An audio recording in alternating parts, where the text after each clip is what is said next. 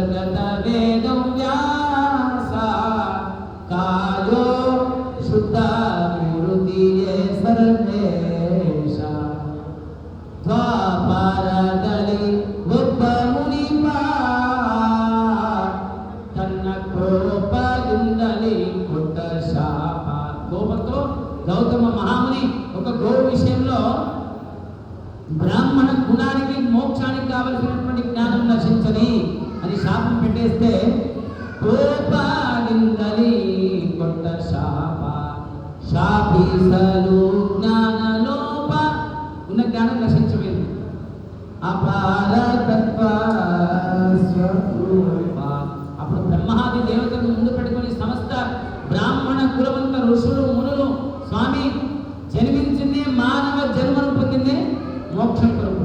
అలాంటి మోక్షం లేకుండా ఉంటేరా, మోక్షం ఫలము దానికి కావలసిన జ్ఞానం లేకుండా ఉంటేరా అని ప్రార్థిస్తే శ్రీపతి ఎందు మొరలినే పాప విరహితడాద యమునయ ద్వీపదలి యమునా ద్వీపదలి ఆ దేవతల ప్రార్థనను మన్నించి యమునా ద్వీపదలి అంబిగర పెంకి మధ్వాంతరగత వేద వ్యాస కాయో శుద్ధ మూర్తియే సర్వేశ.